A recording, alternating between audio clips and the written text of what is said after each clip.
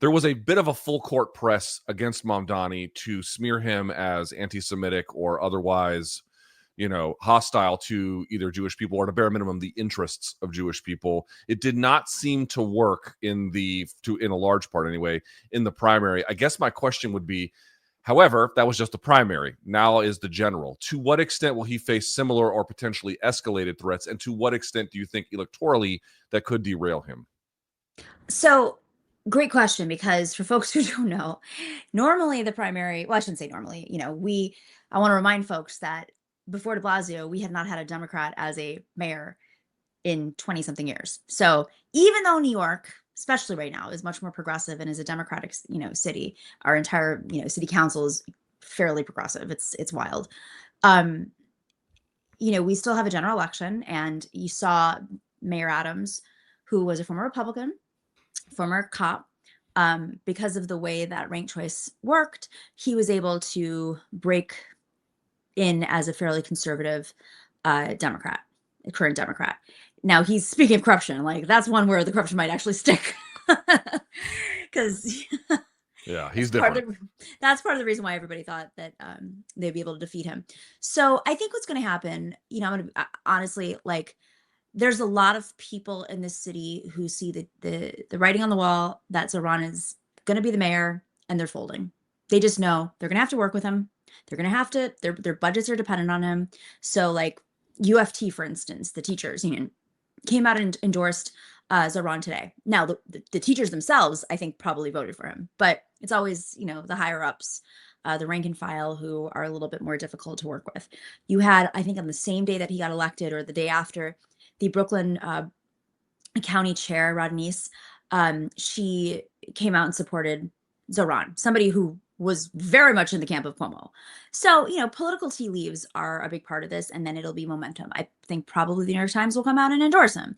I think that you're starting to see some people scale back their criticisms and say things like, while I don't agree with him on all these things, we need to work with him. And these attacks against him are outrageous because, as you said, like, the attacks will escalate and they're going to start to seem comical. I think they already are. You're seeing folks say, like, okay, guys, this is, Twitter's been really having a lot of fun with it. The things that, now that he's in office, like the things that he'll do. There's a great Rolling Stone article, I don't know if folks have seen, where it basically debunks all the things that they're throwing at Zohran. The pressure against Gillibrand right now, got her to correct her message because, she's answering to her donors, she's answering to her base. And I don't think she's actually read about what he said or listened to what he said or not said.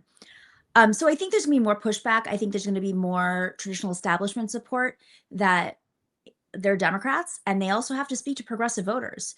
Gillibrand is speaking to the whole state. She's not in New York City. She's trying to raise money for the DSCC because she's the chair of that.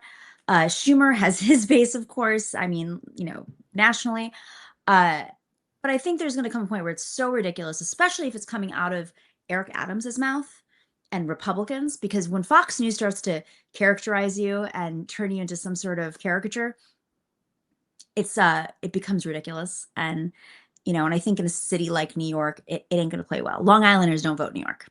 Yeah, there's Staten Island, one borough. At the end of the day, we know what the math is, especially if Curtis Sliwa, the Republican, doesn't get out of the race. And right now it doesn't seem like he is. So if Sliwa's still in the race, if Adams is in the race and he's moving further and further right, that means Mamdani is going to be able to pull more of the traditional Democrats who, may not have been totally on board with him, but now that the characterizations are so ridiculous, there are more mainstream people who are fact checking it, and maybe other people are seeing it. So, I know people who I'm actually very surprised with are very concerned about his stances, and I've had to, personally explain to them what he said and hasn't said, and how manufactured consent works. But it's very hard. It takes a lot of work.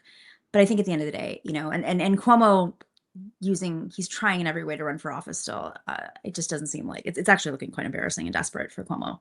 I was going to ask, though, what probability would you put on him running as an independent? And should he do that, what does that do?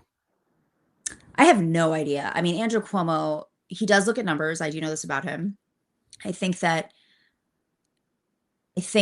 he was looking at the wrong numbers this race.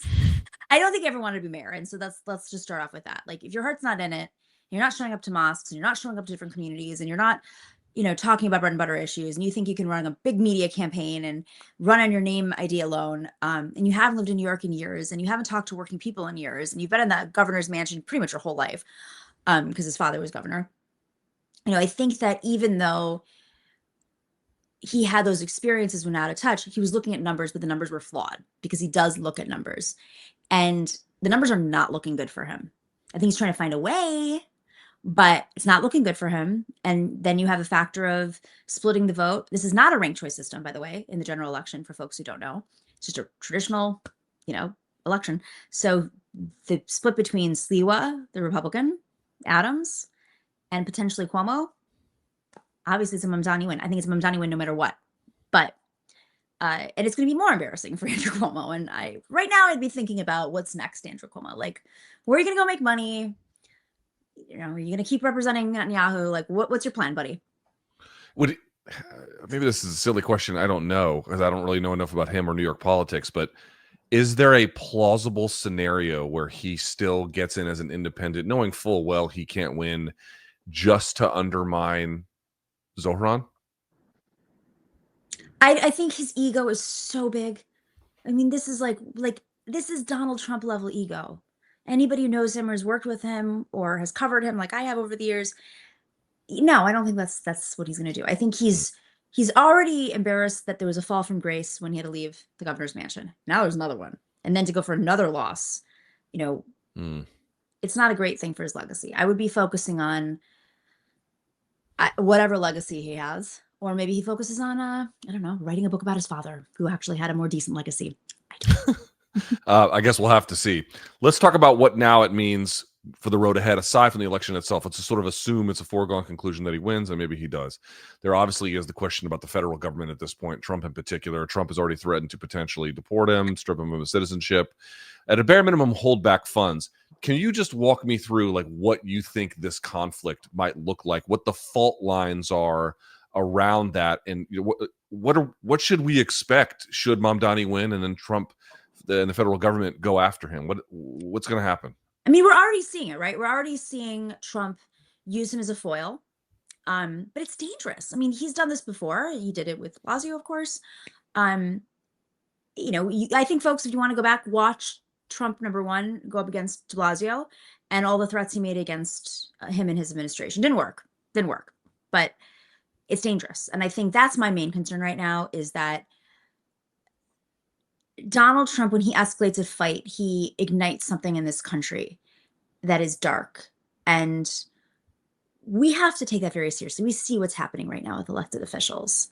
I mean, we saw what happened most recently with the former Minnesota speaker and her husband. And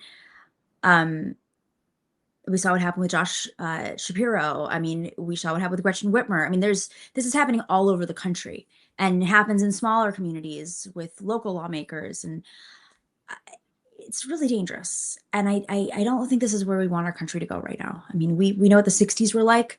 This is different, but those attacks, with exception to Shapiro, weren't framed around, Islamophobia and anti-Semitism.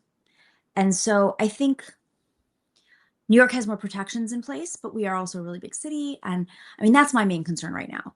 But I think Zohran has already shown that he's not afraid and he's going to take them on. And there are a lot of mechanisms in place in the state and in the city. And I think that's why it was so important. I mean, personally, obviously, I can't stand Cuomo, and Zohran represents all of my politics. But aside from that, I was also thinking we need to protect this city, because Andrew Cuomo was not going to do that. He was going to pick and choose which battles he wanted to have with Donald Trump and then cut deals behind the scenes.